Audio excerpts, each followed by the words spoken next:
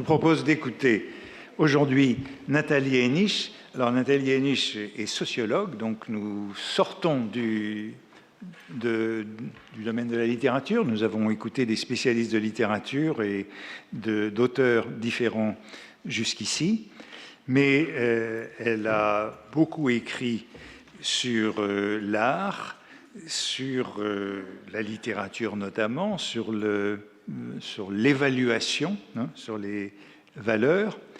Elle s'est intéressée à toutes les professions artistiques, aux pratiques culturelles, et donc il me semblait que c'était intéressant d'avoir son point de vue dans le cadre des réflexions que nous menons. Il se trouve d'ailleurs que j'ai cité tout à l'heure l'économiste Galenson, dont je vous ai parlé il y a quelques leçons, sur la différence entre les expérimentateurs et les conceptualistes.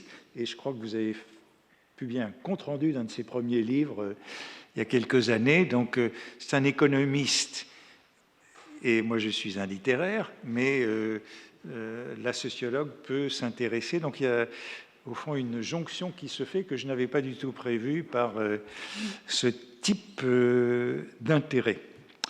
Alors, le titre qu'elle nous a donné aujourd'hui est « Les fins de la production littéraire en régime vocationnel ». Ah, le mot de vocation est là, mais c'est un mot qu'on n'ose plus trop utiliser, mais régime vocationnel le sauve. Vous pouvez y aller. Nous sommes sauvés. Merci beaucoup de votre invitation. Et donc, en effet, comme vous venez de le souligner, l'enjeu pour moi, c'est un petit peu d'arriver à articuler mon propos de sociologue de l'activité artistique, disons, avec votre propos d'historien de la littérature. Et évidemment, je me suis calée sur le titre de ce séminaire, donc les fins de la littérature, en précisant d'abord, pour cadrer ce que je vais vous proposer, que je vais prendre littérature non pas au sens de ce qui est produit, mais de la production elle-même, c'est-à-dire de l'écriture, comme processus de production de la littérature et non pas comme résultat, d'une part. Et deuxième cadrage, je vais prendre le mot « fin » au sens non pas de but ou d'objectif, mais de terme, le fait de mettre fin. Et d'ailleurs, j'ai remarqué en préparant cet exposé qu'il n'y a pas de substantif pour le fait de finir. On ne peut pas utiliser ni finitude, ni fin, parce que fin, c'est une fois que c'est fini, mais l'action de finir, ni finition, qui a un autre terme. Voilà, on a un petit problème sémantique, mais bref, ce sera donc le fait de mettre fin. Et donc, qu'est-ce que mettre fin à l'écriture? Et je vais essayer de traiter de cette question d'un point de vue sociologique, en m'intéressant à la création littéraire en régime vocationnel. Donc, je vais essayer d'expliquer ce que j'entends par régime vocationnel. C'est une notion que j'avais mise en place dans mon deuxième livre, Du peintre à l'artiste, qui avait été publié en 1993, en montrant comment on peut distinguer trois grands régimes d'activité: le régime artisanal, le régime professionnel et le régime vocationnel. Et dans Du peintre à l'artiste, je m'étais intéressée au passage chez les peintres et les sculpteurs du régime artisanal au régime professionnel, à l'âge classique, disons, à l'âge académique. Et donc, le régime artisanal, ça consiste essentiellement à fabriquer des objets grâce à une compétence manuelle. Bon. Le régime professionnel est très différent puisqu'il consiste à fournir un service à partir d'une compétence à base essentiellement intellectuelle. Bon, ce sont les médecins, les avocats, les cadres administratifs, etc. Et puis, le régime vocationnel, celui qui nous intéresse aujourd'hui, c'est un régime qui consiste à vouer sa vie à des œuvres de l'esprit, ces œuvres de l'esprit pouvant être aussi bien religieuses, et c'est le sens initial du mot vocation, que scientifiques, il y a bien des vocations de savants, ou artistiques, et je vous renvoie sur ce point à l'excellent petit livre de Judith Schlanger sur la vocation, qui est vraiment une base magnifique pour aborder ce sujet. Elle l'a publié au Seuil en 97. Je viens de voir qu'il a été réédité dans la collection Agora, en livre de poche, donc il se trouve facilement. Donc, régime artisanal, régime professionnel et régime vocationnel. J'explique maintenant ce qu'il en est du mot régime. C'est tout simplement, c'est un terme qu'on utilise beaucoup aujourd'hui en sociologie pour qualifier, disons, la coprésence de conditions d'activité qui sont liées entre elles. Alors, je m'explique. Pour ce qui est de l'écriture, dans les conditions d'activité, il y a d'abord les ressources. Alors, en régime vocationnel, la ressource est essentiellement le don, le fait d'être né avec ce qu'on appelle un don pour l'écriture, qui est fait de talent inné et de travail. Et c'est cette conjonction du talent inné et du travail qui fait le don essentiel, pour l'essentiel. Bon. Autre condition d'activité du régime vocationnel, les modalités de l'activité, c'est-à-dire ce qui fait qu'on a cette activité d'écriture. Et en régime vocationnel, la modalité essentielle, c'est ce qu'on appelle l'inspiration, qui s'oppose à la commande, c'est-à-dire au fait d'exécuter quelque chose pour répondre à une demande préexistante. Avec cette ressource très particulière qu'est l'inspiration, l'auteur n'obéit qu'à cette instance à la fois intérieure et extérieure, j'y reviendrai, qu'on nomme l'inspiration. Autre ressource proprement vocationnelle, les modalités de la reconnaissance, parce qu'il ne faut pas oublier que l'écriture, c'est bien sûr le processus qui pousse à l'activité littéraire, mais c'est aussi, après, une fois la publication advenue, ce qui fait que ou même avant la publication, pour que la publication advienne, la reconnaissance de la qualité littéraire qui fait que l'auteur va pouvoir être considéré premièrement comme un auteur publiable, ce qui est déjà un enjeu fondamental, puis comme parmi les auteurs publiés, un auteur de premier plan, si possible. Et dans ces modalités de la reconnaissance en régime vocationnel, il y a de façon très fondamentale la question du désintéressement, c'est-à-dire le fait de reconnaître que l'auteur n'écrit pas pour simplement gagner sa vie ou pour répondre à une demande, mais qu'il répond pour des fins proprement littéraires et que le gain financier n'est qu'une conséquence possible de son activité, mais pas la cause de l'activité. Et cette question du désintéressement, sur laquelle Pierre Bourdieu a beaucoup insisté dans ses travaux sur la littérature, est évidemment fondamentale dans ce régime vocationnel.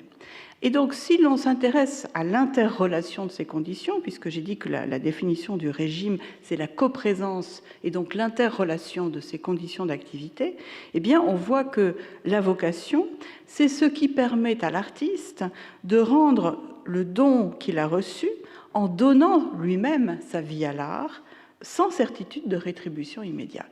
Ça pourrait être une définition possible de la vocation, ce qui permet à l'artiste de rendre le don qu'il a reçu en donnant sa vie à l'art sans certitude de rétribution immédiate.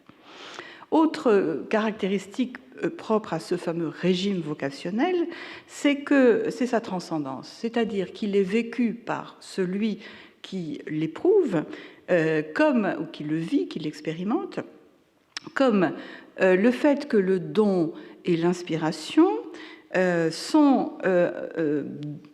octroyés par une valeur suprême et au nom d'une valeur suprême qui peut être, dans la vocation religieuse, Dieu, dans la vocation scientifique, la science, la vérité, et dans la vocation artistique, l'art, la littérature, etc. L'activité se fait au nom d'une valeur transcendante à l'existence terrestre immanente de l'auteur. Et puis, autre condition fondamentale dans le régime vocationnel, c'est un étrange mélange de passivité et d'activité. C'est-à-dire que quand il y a vocation, il y a le sentiment d'être appelé, être appelé au passif, et en même temps de se vouer actif. C'est-à-dire c'est une posture active de réponse au sentiment passif d'avoir été désigné. Et là, cette conjonction antinomique, oxymorique, pourrait-on dire, de passivité et d'activité est fondamentale dans le régime vocationnel. Je passe là-dessus parce que je développe toutes ces questions dans un livre qui s'intitule « Être écrivain », sous-titré « Création et identité » que j'ai publié en 2000, 10 ans après avoir fait une longue enquête sur le statut d'écrivain en 1990 à la demande du Centre national du livre, enquête qui n'avait pas été publiée, donc que j'ai complétée pour en faire un livre en 2000, et où donc je développe toutes ces questions de régime vocationnel en littérature. Alors, un dernier mot sur la question de la vocation. Quand je parle de vocation, il ne s'agit pas, comme on dit, d'y croire ou ne pas y croire. Quelquefois, quand je parle de vocation, on me dit « Oh, moi, j'y crois pas à la vocation ». Bon, ma question de sociologue n'est pas de savoir s'il faut y croire ou pas, mais de comprendre ce que les gens expérimentent lorsqu'ils conçoivent leur activité dans ce régime-là. Et donc, il s'agit de faire ce que j'appelle une sociologie compréhensive des représentations. C'est-à-dire que j'essaye, d'une part, de comprendre la logique de ce que les gens éprouvent, ressentent, conceptualisent, expriment, etc.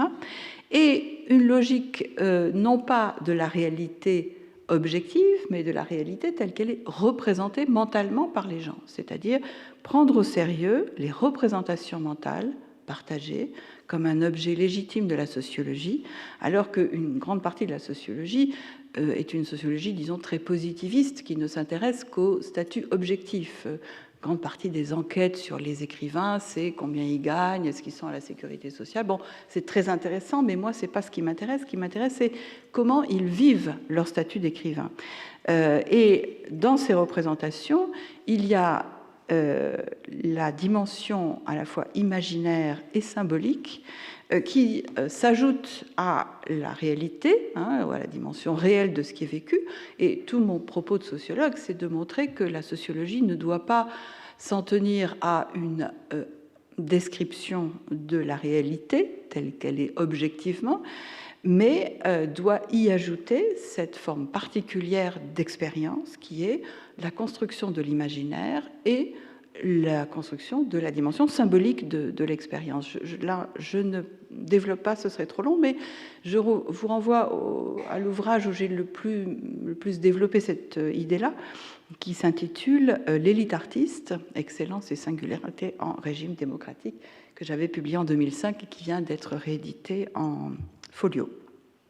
Donc, une sociologie compréhensive des représentations et non pas une sociologie explicative et critique, qui est probablement la sociologie que ceux qui connaissent la sociologie actuelle connaissent le mieux, puisqu'elle a été fortement popularisée par l'œuvre de Pierre Bourdieu, qui s'est essentiellement concentrée sur à la fois une explication de l'expérience par des causes extérieures, par exemple l'origine sociale, le niveau d'études, etc., et une explication qui débouche très souvent sur une dimension critique de la domination, etc. Bon, je ne pousse pas là-dessus, mais voilà, c'est pour essayer de cadrer un tout petit peu le type de sociologie que je vais essayer d'illustrer aujourd'hui en parlant des fins de l'écriture. Alors, pour parler de cette question, il faut aussi développer une dimension du régime vocationnel qui est fondamentale, qui est le fait qu'il obéit à une temporalité spécifique. Bon, et ça, c'est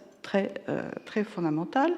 Alors, par rapport à cette question de la temporalité propre au régime vocationnel, que signifie la question mettre fin à l'écriture en régime vocationnel? Et je vais simplement vous citer un petit extrait d'un roman magnifique de Knut Hamsun qui s'intitule « La fin », qui a été publié en 1890. Il s'adresse à sa logeuse qui veut le chasser parce qu'il n'a plus d'argent. Il est poète, il est écrivain. Et il lui dit « Il est possible que l'esprit me visite demain, peut-être même dès cette nuit. Il n'est pas du tout impossible qu'il me visite tout à coup cette nuit. Et alors mon article est fini en un quart d'heure au plus. Voyez-vous, il n'en est pas de mon travail comme de celui des autres gens. Je ne peux pas m'installer et produire une certaine quantité par jour. Je n'ai qu'à attendre le moment. Et il n'est personne qui puisse dire le jour et l'heure où l'esprit viendra sur vous. Il faut que cela suive son cours. » Et vous voyez dans cette magnifique citation la transcendance, l'esprit, et l'impossibilité d'assigner une temporalité prévisible à l'acte d'écriture. Et donc, on voit bien que cette transcendance propre au régime vocationnel implique ce qu'on peut appeler une autodétermination de l'activité, ou bien c'est-à-dire que c'est l'écrivain lui-même, hein, c'est sa force d'écriture qui détermine son activité, mais en même temps une sorte de détermination par une instance extramondaine, une instance transcendantale, qui fait que lui-même ne sait pas, hein, quand va arriver l'inspiration. Et cette double dimension active et passive, d'autodétermination et de détermination transcendantale, s'oppose à l'hétérodétermination par une instance immanente qui est tout simplement la demande sociale et qui, elle, ne vaut que pour le régime professionnel ou le régime artisanal où l'on exerce, où l'on produit sur demande. Donc on voit bien là cette question de la temporalité spécifique du régime vocationnel. Cette autodétermination vocationnelle est liée à un déplacement historique de l'extériorité divine à l'intériorité de l'écriture, c'est-à-dire de ce que j'ai appelé l'autodétermination subjective. Seul moi-même peut décider à quel moment j'écris, et en même temps de cette idée d'une détermination transcendante qui vient d'une entité sur laquelle l'artiste n'a pas de prise. Et je vais citer, pour illustrer ce déplacement chronologique, historique, hein, de la détermination transcendantale à l'autodétermination, je vais citer Paul Veyne dans René Char en ses poèmes, hein, qui a été publié en 90. La pratique de l'écriture paraît mettre en contact avec des forces ou des processus qui dépassent l'homme. On éprouve un frisson sacré qu'on attribuait autrefois à un dieu ou à une noble figure, l'inspiration avec un grand I. Aujourd'hui, on le rapporte à l'écriture elle-même avec un grand E. Non pas par quelque culte moderne et individualiste de l'expérience romantique, avec un grand E encore, ni parce que l'homme se serait substitué au Dieu dans le rôle du créateur, avec un grand C, mais pour la raison inverse. Réduit à lui-même, l'individu est davantage porté à parler de lui, de ses difficultés, de ses états d'âme, qu'à célébrer l'œuvre comme merveille sortie des mains des dieux. La fiction platonicienne du poète inspiré est issue d'une projection. La poésie, dépassant visiblement les forces humaines, elle est née d'un délire divin. On supposait que le poète, tandis qu'il l'a composé sous la dictée des dieux, se trouvait dans le même état de félicité délirante que celui qui se trouve cristallisé dans l'œuvre. On inférait du résultat la psychologie de la création. Mais nos contemporains ne croient plus sur parole aux dieux. Ils veulent toucher, comme saint Thomas, et ce qu'ils touchent, ce sont leurs propres plaies. Le corps du poète est constellé de blessures que lui a infligées une puissance inconnue qui le gouverne. Voilà, magnifique citation de Paul Veyne. Il faut aussi souligner dans ces caractéristiques du régime vocationnel l'indétermination, c'est-à-dire l'imprévisibilité de l'inspiration. Cette indétermination est une caractéristique commune au monde vocationnel des écrivains et des artistes à l'époque moderne, où prime une exigence d'authenticité qui va souvent de pair avec le refus de toute détermination, de toute dépendance à quoi que ce soit d'autre que la création, la fameuse nécessité intérieure de Kandinsky. D'où l'injonction paradoxale propre à la création littéraire, sois indéterminé, hein, qui pourrait résumer un petit peu cette question de l'indétermination, qui est une sorte de pivot identitaire propre à tous ceux qui sont, comme l'écrivait Bourdieu dans Les règles de l'art, déterminés à l'indétermination. Et je vous renvoie aussi sur cette question de l'indétermination, non seulement au très bel article de 77 de Bourdieu sur l'éducation sentimentale de Flaubert, qu'il reprendra dans Les règles de l'art, mais aussi, bien avant, en 1956, à un important article d'Étienne Souriau, du mode d'existence de l'œuvre à faire, et au livre de Georges Poulet, qui s'intitule, excusez-moi, La pensée indéterminée, qui parle aussi très bien de cette question de l'indétermination. Et donc cette indétermination propre au régime vocationnel agit sur les trois moments de la fin de l'écriture, et c'est maintenant que je vais en venir au cœur de ma réflexion. Le premier moment, c'est s'arrêter d'écrire à court terme, quand est-ce qu'on pose la plume. Le deuxième moment, c'est finir un livre, moyen terme. Et le troisième moment, et c'est ce que vous venez de traiter dans votre cours, c'est en finir avec l'écriture, c'est le long terme. Alors, premier moment, court terme, s'arrêter d'écrire. Le problème de s'arrêter d'écrire en régime vocationnel, c'est qu'il y a une forme de temporalité totale de la création qui produit une captation de l'écrivain par son activité d'écriture, un investissement total dans l'écriture. Et pour un magnifique témoignage de cette situation, je vous renvoie au petit livre de Christiane Rochefort qu'elle a publié en 70 et qui s'intitule « C'est bizarre l'écriture » et qui est un témoignage absolument renversant de ce rapport très particulier à la création romanesque qu'un écrivain peut entretenir lorsqu'il est vraiment dans cette expérience très particulière que j'ai appelée le régime vocationnel. Et donc, dans cette modalité-là, est-ce qu'un écrivain peut vraiment s'arrêter d'écrire? Alors, j'ai retrouvé la citation d'un des écrivains que j'ai interrogé pour mon enquête et qui dit « On dit toujours qu'un écrivain, il ne travaille pas, il est en travail. Ce n'est pas faux. J'ai essayé d'arrêter d'écrire, mais je n'y suis pas arrivé. » Et il faut dire quand même qu'il utilise son journal intime comme une œuvre littéraire. Donc on voit bien comment le journal est ce qui lui permet de ne jamais arrêter d'écrire. Et donc la captation par l'écriture caractérise l'acte d'écrire au moment où il s'exerce dans un investissement total. D'où la difficulté à assigner un découpage standardisé des moments de la vie entre temps du travail d'écriture et temps hors travail. En régime vocationnel, l'écriture désigne non seulement l'acte même d'écrire, mais aussi la disponibilité à écrire. Elle relève d'un état permanent. Elle excède donc l'opposition ordinaire entre temps de l'activité professionnelle et temps de loisir, à la différence d'un ouvrier, d'un employé, d'un commerçant, d'un artisan, d'un enseignant, d'un médecin.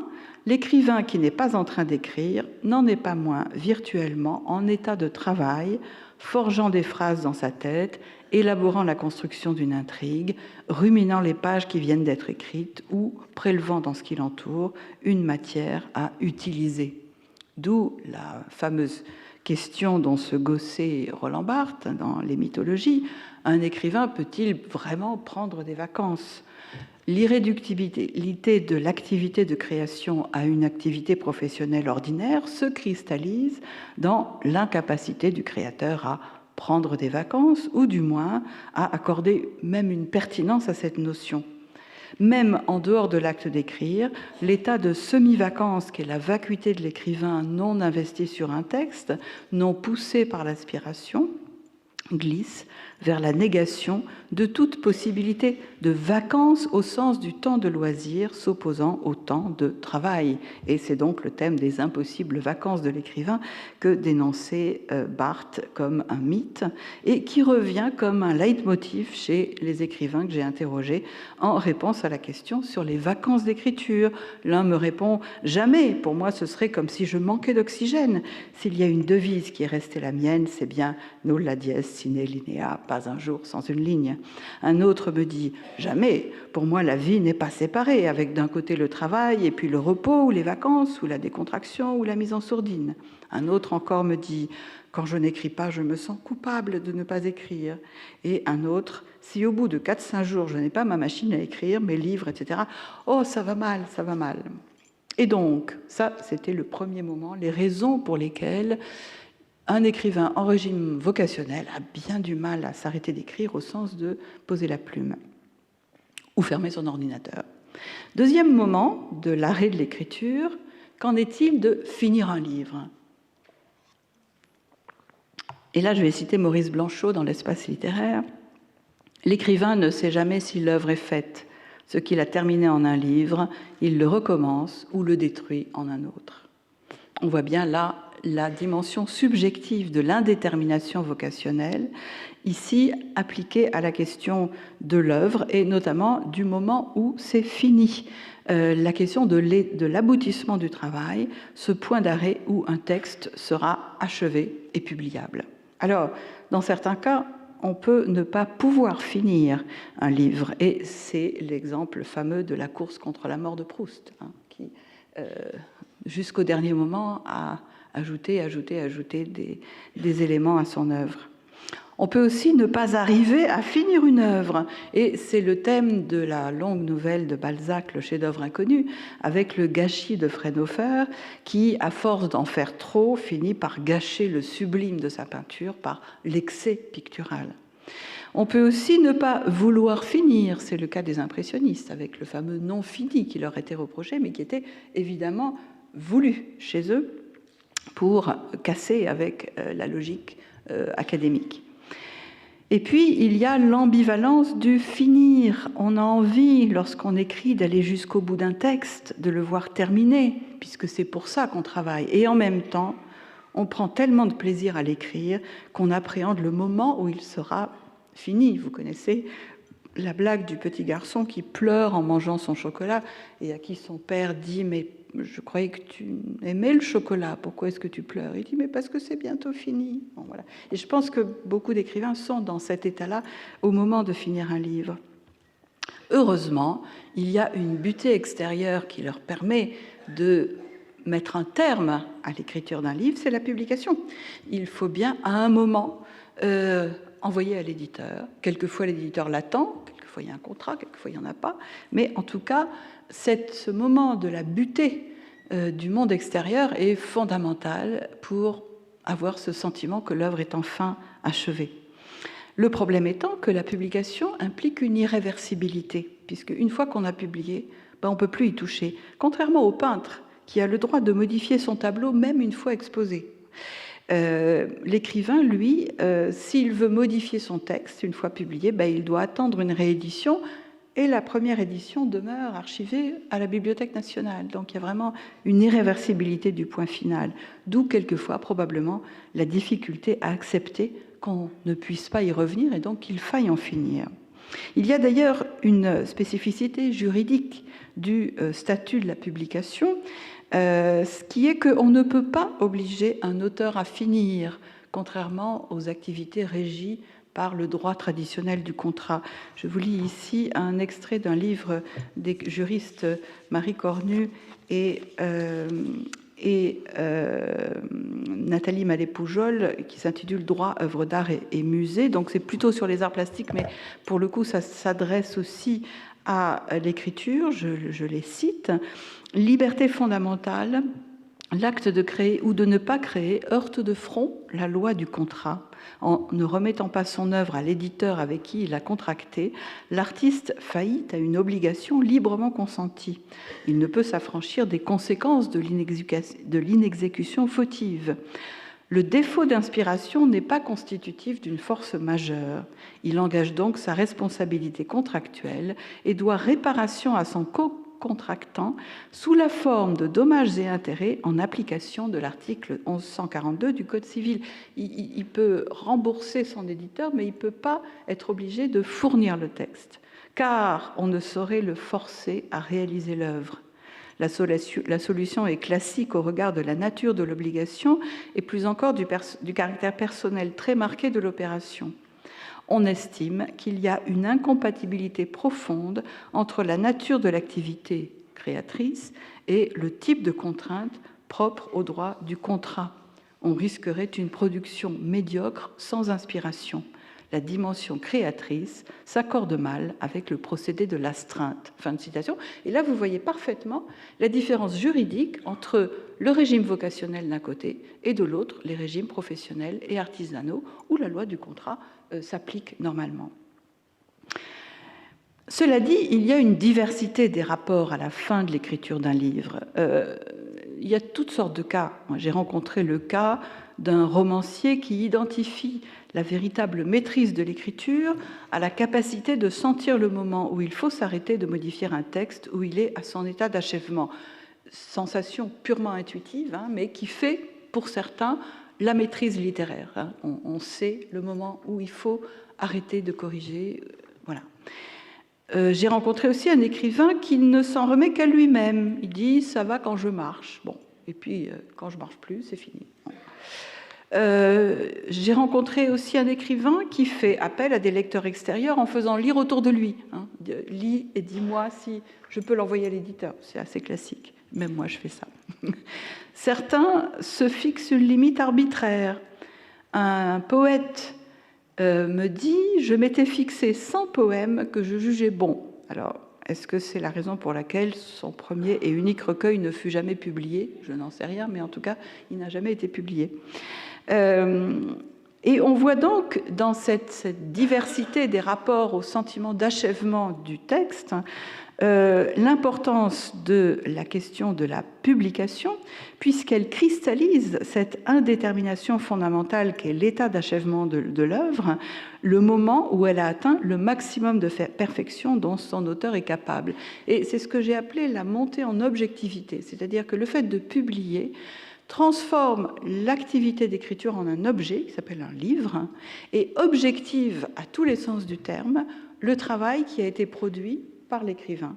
Et cette montée en objectivité est absolument nécessaire dans ce que j'appelle le régime de singularité, je vais y revenir, pour que la singularité, qui est constitutive de l'excellence à l'époque moderne, de la définition de l'excellence artistique, pour que cette singularité ne soit pas perçue comme une simple bizarrerie, comme un délire, comme une folie, comme du n'importe quoi, mais soit considérée comme le propre de l'excellence. C'est-à-dire que pour qu'un auteur qui innove, qui fait des choses hors du commun, originales, novatrices, personnelles, ce qui définit la qualification en régime de singularité, par opposition à la qualification en régime de communauté, qui est le fait d'écrire des choses convenues, communes, standardisées, déjà connues.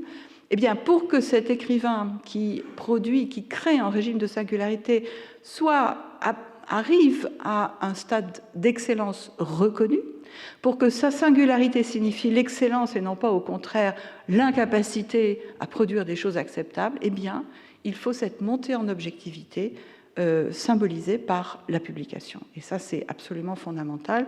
Et pour ce qui est de la question du régime de singularité opposé au régime de communauté, je l'ai développé dans mon premier livre, La gloire de Van Gogh, en essayant de comprendre comment la singularité bizarre de la peinture de Van Gogh a très vite quitté l'orbite de la disqualification par défaut de capacité à peindre pour entrer dans l'orbite de la surqualification par originalité, inventivité qui va lui permettre d'être reconnu comme un grand artiste.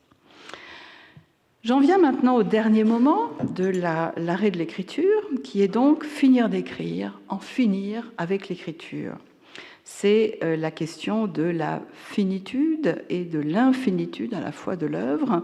Je reviens sur cette question à Maurice Blanchot, qui écrit « Seule la maîtrise de l'artisan s'achève dans l'objet qu'il fabrique. L'œuvre, pour l'artiste, est toujours infinie, non finie. » Et vous voyez l'homologie que propose Blanchot entre, d'un côté, l'artisan et l'artiste, régime artisanal, régime vocationnel, et de l'autre, l'objet et l'œuvre.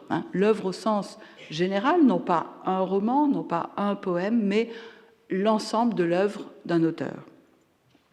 Et on sait que Blanchot a su donner son expression la plus poétique à l'expérience de l'écriture en ce qu'elle a de plus spécifique, de plus opposé à la trivialité des labeurs ordinaires, en l'occurrence la différence entre la maîtrise artisanale qui est close sur son objet et la maîtrise artistique qui est ouverte sur un espace d'interprétation qui échappe largement à son auteur. Alors on connaît des tentatives de maîtrise de l'achèvement de l'activité d'écriture. Vous avez tout à l'heure évoqué le dernier concert de la diva, la dernière tournée du chanteur, mais sera-t-elle vraiment la der des der? Je ne connais dans l'histoire littéraire qu'un seul exemple d'arrêt programmé de l'écriture, donc d'auteur qui a décidé du jour où il arrêterait d'écrire. Il s'agit de Roger Laporte, qui raconte cette expérience dans Entre deux mondes, publié en 88 et que j'avais interviewé dans mon enquête. Mais je ne l'ai rencontré qu'une fois, c'est un cas extrêmement rare. Ce qui est beaucoup plus fréquent, c'est la peur de ne plus pouvoir écrire, La peur de la panne d'inspiration, la fameuse angoisse de la page blanche, l'angoisse de l'impuissance créatrice, qui est une conséquence de la passivité de l'écriture, du fait que l'on reçoit ou pas l'inspiration, c'est-à-dire l'autorisation à écrire. Et c'est cette passivité constitutive du régime vocationnel qui engendre, bien sûr, cette peur de ne plus pouvoir écrire. On peut comparer cette question avec la fameuse interrogation psychanalytique sur l'analyse terminée ou l'analyse interminable. Il est toujours difficile d'identifier la fin lorsque c'est le processus et non pas le but qui donne sens au cheminement. C'est le thème de la transitivité de l'acte d'écrire quelque chose contre l'intransitivité de l'écrire comme fin en soi. J'écris, et non pas j'écris un roman, un poème, etc. Car ce qui compte, ce n'est pas tant ce qu'on écrit, mais le fait d'écrire, l'intransitivité, écrire. Dans cette indétermination propre au régime vocationnel, on voit bien une fois de plus comment la question de la fin de l'écriture est prise entre toujours cette transcendance symbolisée par l'inspiration et l'autodétermination symbolisée par la détermination purement subjective et non pas par une demande extérieure. Alors dans mon livre Être écrivain, je l'avais sous-titré « Création et identité », ce qui m'amène à poser cette question: que devient l'identité lorsqu'elle est définie par l'activité, en l'occurrence l'activité d'écriture, et que cette activité prend fin? D'où, me semble-t-il, une partie de l'angoisse ou du caractère extrêmement crucial de cette question de mettre fin à l'écriture, parce que quand c'est l'écriture qui définit votre identité, que devenez-vous dès lors que vous arrêtez d'écrire? Alors, je me suis tournée pour approfondir cette question vers un petit livre que je trouve remarquable, de Max Billen, qui s'intitule « Le sujet de l'écriture », où il parle de beaucoup de choses, mais notamment de l'œuvre moderne, l'œuvre littéraire moderne, comme récit de l'autocréation de l'écrivain. Je le cite: « On serait en droit de considérer l'œuvre poétique comme le récit de l'itinéraire par lequel l'écrivain se crée écrivain, de la même manière que le récit mythique raconte l'ascension à travers épreuves et hauts faits d'un individu obscur à la dignité mythique. » Fin de citation. Donc, est-on encore écrivain lorsqu'on décide de ne plus écrire ou qu'on ne parvient plus à écrire? On risque fort la crise d'identité. Et je cite encore Max Billen: « À travers la recherche du salut par l'écriture, élevée au niveau d'une foi religieuse, puisqu'elle implique une transcendance de l'homme, Kafka et Proust ont mis l'accent sur la nécessité de poser les fondements d'une identité entre vie pratique et vie spirituelle, identité qui est un mouvement propre au judaïsme. » Alors, l'œuvre reste infinie du vivant de l'auteur, et c'est sur cette dernière dimension que je vais insister pour finir. Ce qui échappe forcément à l'écrivain, c'est la finitude de l'œuvre tout entière, autrement dit, la somme ouverte des écrits qui lui sont imputables. L'œuvre est par définition infinie, d'abord pour l'auteur, puisque l'achèvement de l'œuvre se confond normalement avec la fin de sa propre vie, sauf s'il a décidé d'arrêter d'écrire avant, de sorte que l'achèvement d'une œuvre au sens large est toujours en suspens tant que vit l'auteur. Aussi, l'auteur est toujours d'une certaine façon en attente de son œuvre accomplie, qui appartient pour l'essentiel, dans le meilleur des cas, à la postérité. Ce sentiment d'infinitude de l'œuvre est donc pour l'écrivain une autre façon de vivre l'état d'indétermination propre au régime vocationnel. Ouverte ou infinie, l'œuvre peut l'être enfin pour la postérité, puisqu'on peut n'en avoir jamais fini d'exhumer des écrits, des brouillons, des lettres, qui viendront s'ajouter au corpus des publications autorisées du vivant de leur auteur. Si l'indétermination propre à l'écriture touche à l'inconsistance des bornes à l'entrée dans le statut d'écrivain, elle tient également à la perpétuelle extensibilité des bornes définissant l'auteur. C'est cette ouverture de la définition de l'œuvre, au double sens de délimitation et de qualification, qu'a mise en évidence Michel Foucault dans son fameux article « Qu'est-ce qu'un auteur ?», en montrant comment l'auteur est à envisager moins comme un être que comme une fonction. La fonction auteur, détachée à la fois de la matérialité d'une personne et de la matérialité de ses écrits, de sorte que l'exégète ne dispose pas de critères stables permettant de décider parmi tout ce qui est de la main d'un auteur, un texte signé, un brouillon, une lettre, une note, une facture de blanchisserie, ce qui est ou non publiable.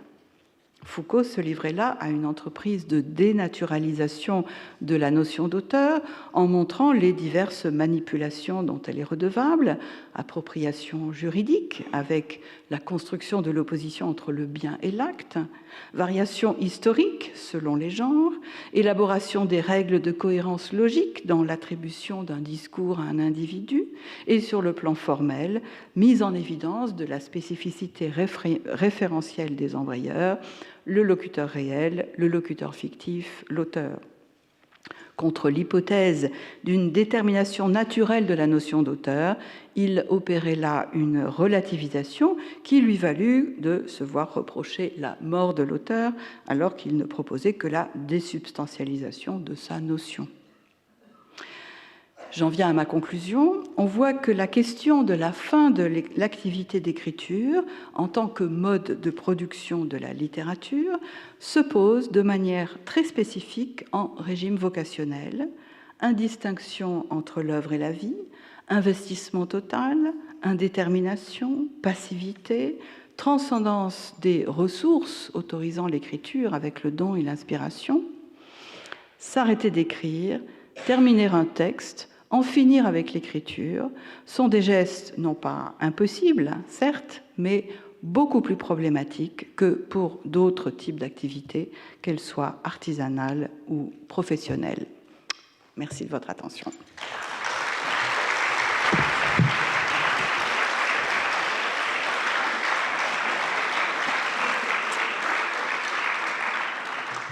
Merci beaucoup pour cette analyse qui complète très bien un certain nombre de choses que nous avons pu voir depuis le début de ce cours et de ce séminaire. Bon, ça m'inspire pas mal de questions. Mais la première porte peut-être sur ceci. Le régime vocationnel est-il un régime pur ? Ou n'est-il pas un régime qui coexiste avec les autres et qui est donc très affecté par le fonctionnement des autres régimes, j'ai envie de dire de tous les côtés? Première question. Qu'en pensez-vous?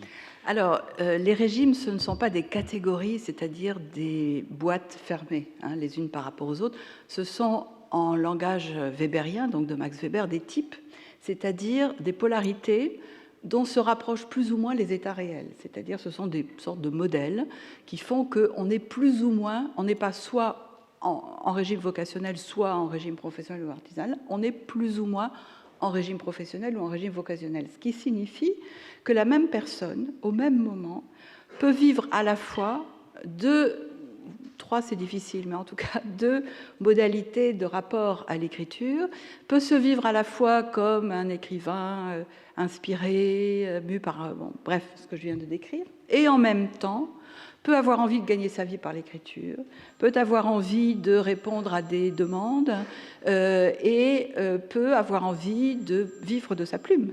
Et on a aujourd'hui de plus en plus, on voit émerger de plus en plus des demandes, des revendications même de la part des écrivains de pouvoir vivre de leur plume, c'est-à-dire une demande d'être en régime professionnel.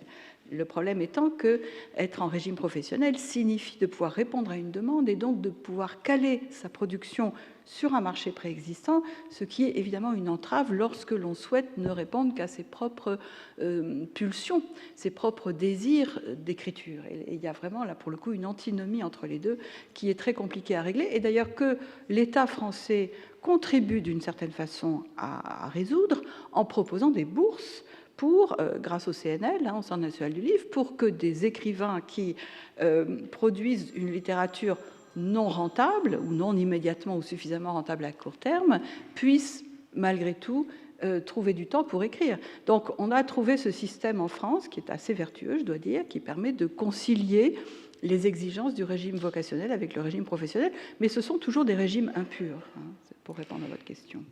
Oui. Y compris sur le plan chronologique et historique, puisque sur le plan chronologique et historique, là j'en parle au niveau individuel, mais on voit très bien comment à la même époque peuvent coexister deux régimes.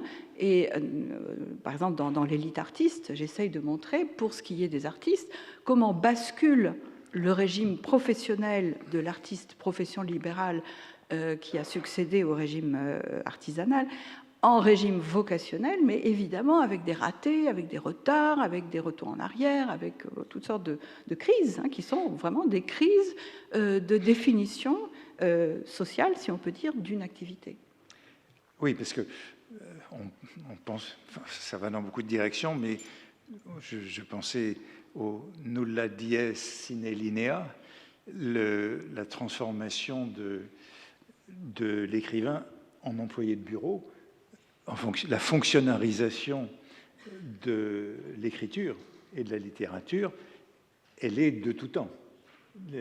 Elle est de tout temps pour absolument, mais pour les non-rentiers, c'est la volonté de transformer l'écriture en artisanat. Oui.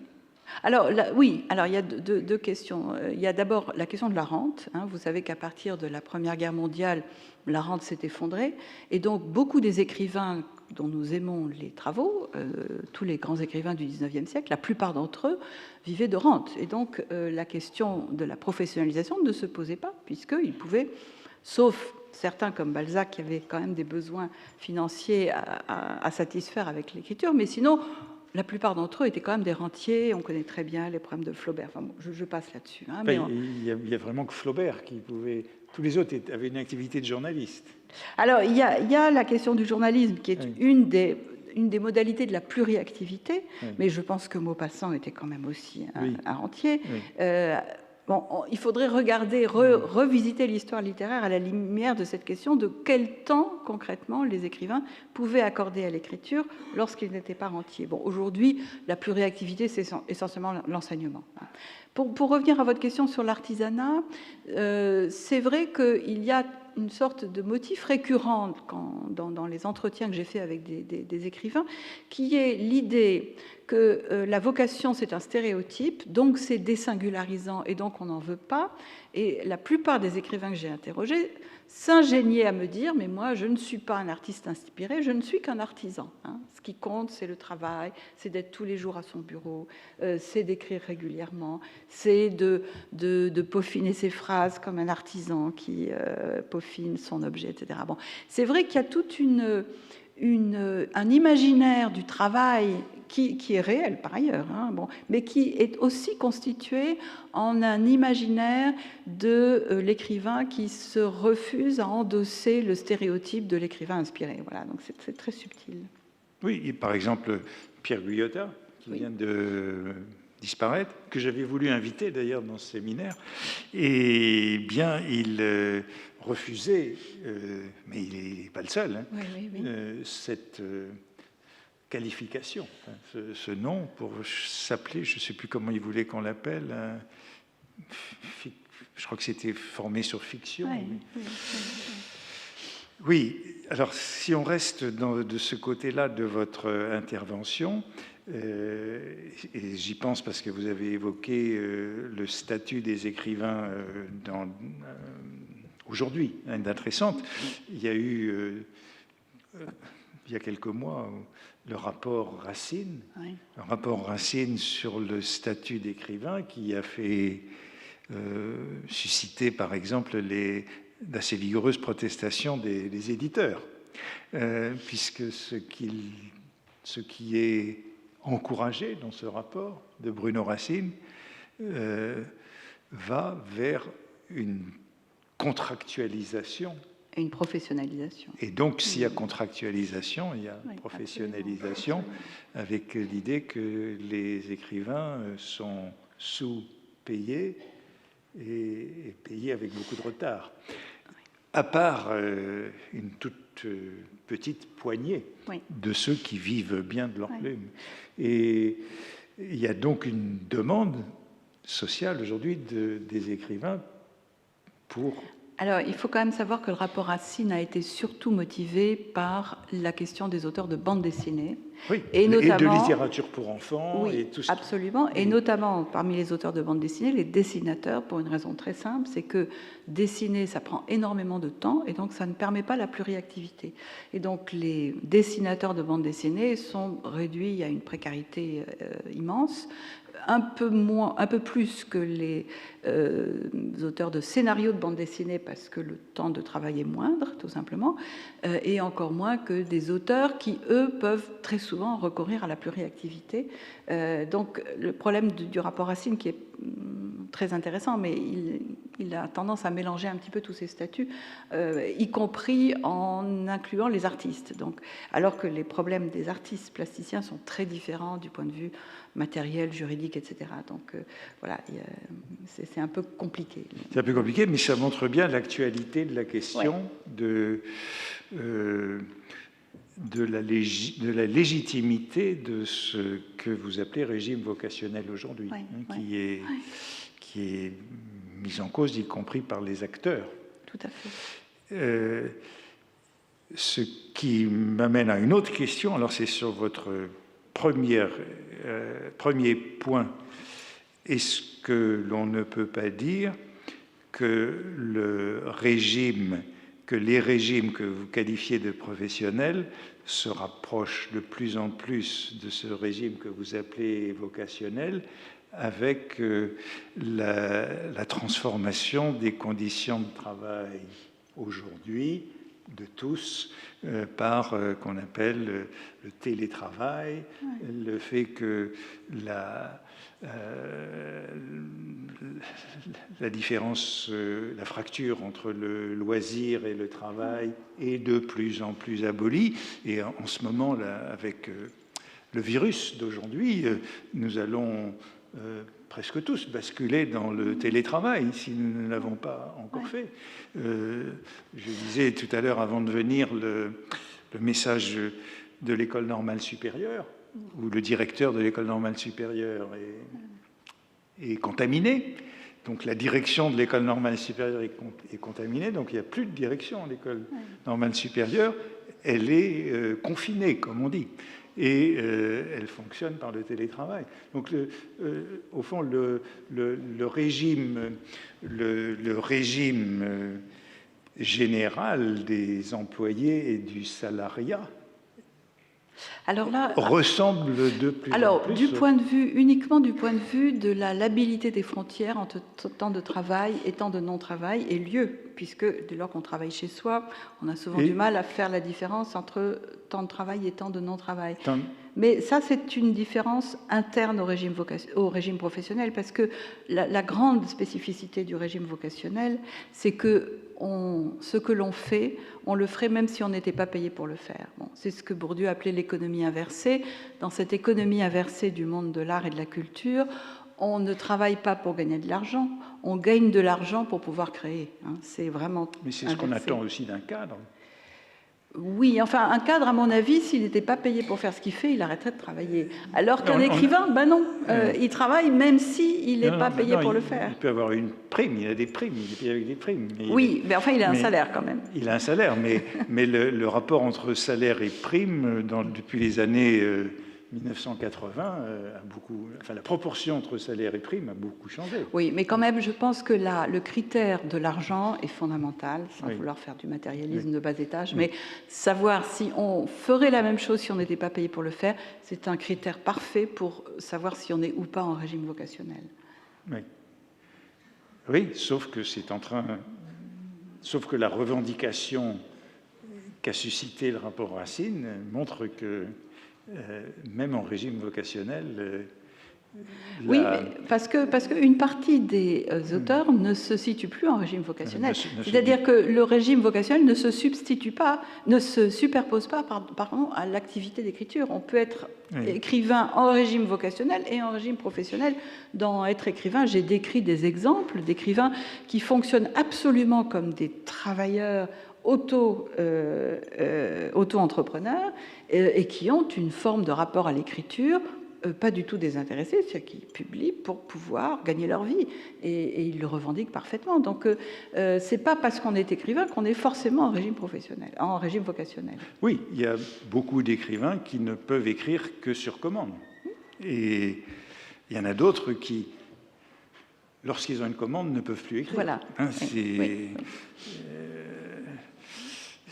Les deux, et c'est pour ça, c'est l'intérêt de la notion de régime par rapport à la notion de statut. Être écrivain, c'est un statut, mais ça n'est pas forcément un régime, puisque le régime, encore une fois, peut être différent avec le même statut. Hein. Avec le même statut d'écrivain, certains peuvent fonctionner en régime vocationnel, d'autres en régime professionnel, voire artisanal. Alors, le troisième point, en finir une œuvre, en finir avec une œuvre, en finir avec une carrière. Il y a tous les cas des écrivains qui publient leurs œuvres complètes, qui sont des cas très, très intéressants. Je comptais en parler dans un cours, mais je pense que je n'y arriverai jamais. Donc, je comptais parler de toutes ces entreprises d'écrivains qui veulent boucler leur œuvre. Bon, on pense à la Pléiade de Saint-Jean-Perse, qui a été faite par lui, Pléiade de René Char, et puis il y a les cas, la New York Edition de Henry James, qui a revu, réécrit toute son œuvre, fait des préfaces et construit lui-même un monument avant sa mort. On pense, on l'avait évoqué brièvement quand Nathalie Pieghet-Gros était arrivée, les œuvres croisées d'Aragon et Elsa Triolet, qui est un monument auquel Aragon a consacré beaucoup de temps à réécrire les communistes 20 ans après. Et donc, il y a eu beaucoup... C'est une tentative très, très... très fréquente. Enfin, on en connaît beaucoup de cas d'écrivains qui tentent d'élever eux-mêmes leur monument funéraire afin que l'on ne puisse plus y toucher. Et alors évidemment, aux œuvres complètes de Henry James, on a rajouté des volumes posthumes. On rajoute des volumes posthumes. Mais on n'ose tout de même pas toucher aux volumes enthumes qui ont été faits par l'écrivain avant sa mort. Donc il y a beaucoup d'écrivains pour qui, même si, disons, en principe, l'œuvre est infinie, ouverte, et qu'il y aura des posthumes. Vous avez entendu Gide qui disait tout à l'heure, Gide voulait publier Ainsi soit-il, où les jeux sont faits, avant sa mort. Il l'avait fait dactylographier, il avait mis le point final, il voulait que ce ne soit pas posthume. Oui. Et c'était prêt quand il est mort. Et le journal de Gide est publié par tranche, il l'a publié lui-même. Donc il y a cette pulsion chez beaucoup d'écrivains d'achever, c'est-à-dire de contrôler la postérité. Beaucoup d'écrivains veulent contrôler la postérité. Oui. Et contrôler la postérité, c'est considérer que ce qui interviendra après cet achèvement, après qu'ils auront mis eux-mêmes le point final, ne sera pas légitime. Ne sera pas authentique. Mais je suis d'accord avec vous, mais j'ajouterais quand même une autre motivation possible, hein, qui n'est pas contradictoire avec celle que vous venez de mettre en évidence, c'est l'idée de considérer comme étant le fruit de sa propre création, non pas seulement la série des œuvres que l'on a écrites, mais l'œuvre entière, l'œuvre complète. C'est-à-dire de faire de son œuvre complète sa propre œuvre. Vous voyez ce que je veux dire? C'est de fabriquer l'œuvre complète, de même que l'on a fabriqué chacune des œuvres dont se compose cette œuvre complète. Et là, je pense que ce n'est pas seulement une volonté de contrôle sur autrui, c'est une volonté de création, c'est-à-dire d'élever son acte créateur au niveau de l'ensemble de ce qu'on laissera après sa mort. Oui, voilà. Oui. Bon, c'est un petit peu le schéma de la comédie humaine. Hein. Balzac qui reconstruit, remembre la comédie humaine. Ou Zola avec les Rougon-Macquart. C'est ce que fait James, c'est ce que fait Aragon. Donc, je pense que pour moi, c'est plus une... Enfin, ça dépend des cas, mais il ne faut pas négliger la dimension créatrice qu'il y a derrière cette volonté de contrôler Non, il y a une dimension créatrice, je ne la nie pas, mais je crois que la dimension de contrôle est très présente. Dans tous ces cas, on voit une dimension de contrôle de l'interprétation qui sera faite de ces textes. Et il y a une interprétation autorisée qui a été... dont relève aussi le fait de détruire des archives dont on ne veut pas qu'elles restent après la mort, par exemple. Ça aussi, ça fait partie du geste de mettre un terme, de construire une finitude de l'œuvre pour qu'on ne publie pas après sa mort des choses qu'on ne voudrait pas avoir publiées. Donc je pense qu'il faut parler de tout cela pour compléter cette peur de ne plus rien avoir à dire, qu'on voyait tout à l'heure chez Gide, il recommence, et en même temps, il faut aller jusqu'au bout. Mais c'est vrai qu'il y a finalement peu de cas d'écrivains, vous citiez Roger Laporte, qui décide d'arrêter. Alors on cite toujours le cas de Rossini, dont l'œuvre est très concentrée sur le début de sa carrière, grande, mais qui, tout à la fin, il revient à la musique pour composer une messe. Donc il y a un détour, mais peut-on véritablement cesser? C'est alors je ne sais pas si Roger Laporte a véritablement cessé. Peut-on véritablement cesser d'écrire en régime vocationnel? Si on est en régime vocationnel. Ça dépend des cas. Il faut vraiment... Il n'y a pas de... L'intérêt de raisonner en termes de régime, c'est que ça permet de dessiner une cartographie de l'espace des possibles. Mais dans cet espace des possibles, toutes sortes de cas peuvent s'inscrire dans des endroits différents de la carte. Voilà, donc tous les cas sont possibles. Certains sont plus typiques que d'autres, sont plus attendus que d'autres. Voilà, disons que la notion de régime nous permet de donner corps à la notion de normalité. Est-ce qu'il est normal ou anormal d'attendre tel ou tel type de comportement chez un écrivain? Enfin, la troisième dimension que vous avez indiquée, c'est comment savoir quand un livre est fini. Oui. Ça, c'est aussi une question très intéressante. Oui, c'est le deuxième vous avez entendu Gide aussi qui disait « j'ai mis le point final ». Hier soir, j'ai mis le point final. Donc, il le sait tout de suite. Comment un écrivain sait qu'il a mis le point final? Enfin, il peut le savoir et en même temps se rendre compte 6 mois après qu'il faut tout réécrire. Oui. C'est ce qui m'arrive souvent. Donc, bon. Il y a la discussion sur le mot fin, le jour où, selon Céleste, Proust a écrit le mot fin. Évidemment, c'est pas la fin. C'est pas la fin et c'est jamais fini. Mais là aussi, on pourrait trouver